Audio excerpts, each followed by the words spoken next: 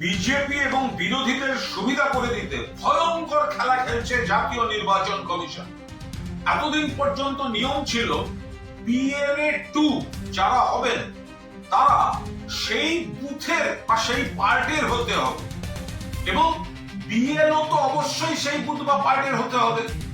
এবার দেখা যাচ্ছে তৃণমূল কংগ্রেস বিএলএ 2 অর্থাৎ যারা সেই বুথে বিএলও কে সহযোগিতা করবেন রাজনৈতিক দলের তরফ থেকে, সব জায়গায় তৃণমূল কংগ্রেসের বিএলএ 2 আছে, কিন্তু যেহেতু বিজেপির এবং অন্য বিরোধীদের বিজেপির লোক নেই, তাই নিয়ম সংশোধন করে পাল্টে এখন নির্বাচন কমিশন বলছে যে বিএলএ 2 যদি কোনো পার্টে না পাওয়া যায় অন্য জায়গা থেকে বিএলএ 2 আনা যাবে। এর মানে কি?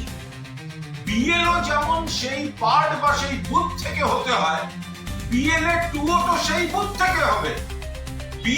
এখন বিএলএ দেওয়ার লোক নেই ওদের, ওরা ভোটে এজেন্ট দিতে পারে না, মিছিলের মিটিং এ এপাশেরটা ওপাশে পাঠাতে পারে, কিন্তু সাংগঠনিক গাফিলতি তো ধরা পড়ে যাচ্ছে যেহেতু লোক পাচ্ছে অর্ধেক বুথে।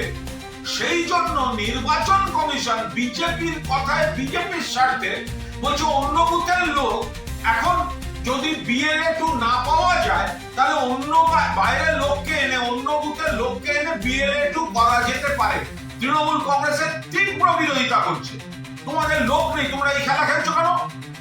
বিএলএ 2 অন্য জায়গা থেকে আসার কোন যৌক্তিকতা থাকে? সে তো এই পার্টির ভোটারদের চিনবে না, একটা বাইরের লোককে তোমরা ঢুকিয়ে দেবে সেখানে, এ হয় নাকি কখনো?